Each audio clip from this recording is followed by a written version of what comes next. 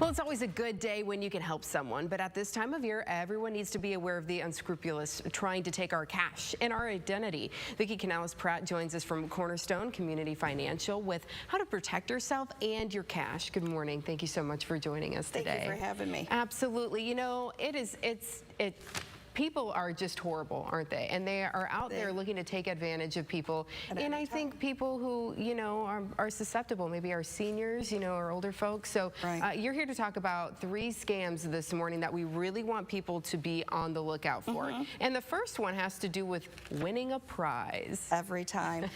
A lot of times people, they'll get emails saying, just give us your information, you have to pay for shipping, and then they give the information, and what they do is they take the credit card information and charge other things constantly. So if you don't know the foundation or you don't know exactly where the money's going to, don't give anybody your information.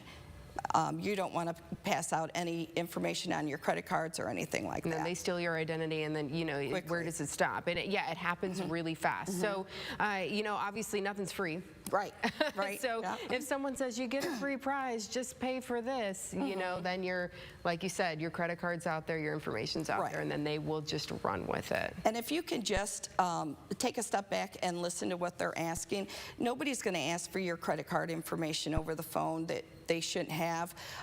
You're gonna, if they're asking your address, where you live, where you work, things like that, that's information they do not need. That's a red flag that you want to look into. Absolutely. What's our next scam that we want to talk about this morning? The other scam is sometimes people send you a check and saying, we just want you to help us out.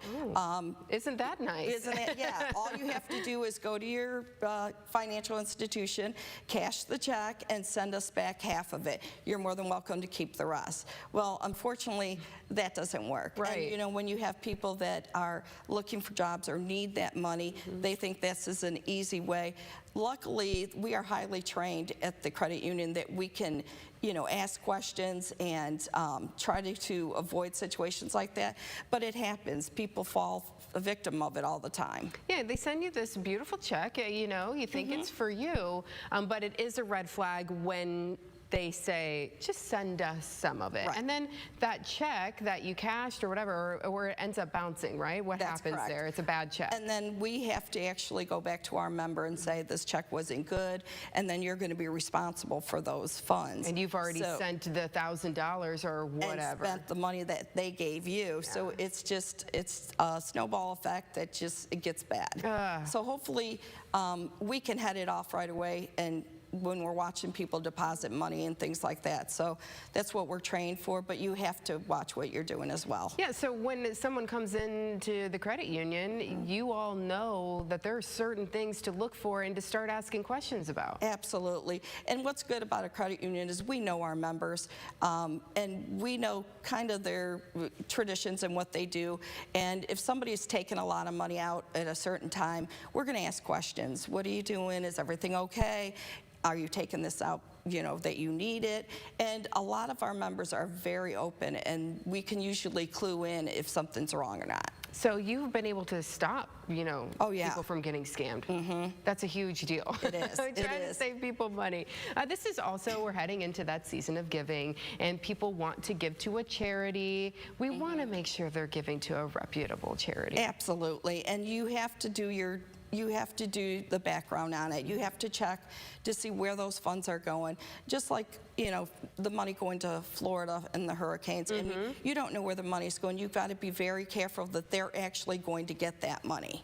So do some background investigation on where you're sending the money from. Yeah, because wouldn't it just be the worst if you found out, I sent this, you know, $100, $200 check. I thought that I was helping these children, you know, I get Christmas presents under the tree, and then you find out later it's just going to some scammer who lives in a different country probably, right? Exactly. Yeah, so these things are happening, and you know, just as we head into that holiday season, we just really want people to be thinking and be smart about things. Yeah, all you have to do is just take a step and think about it.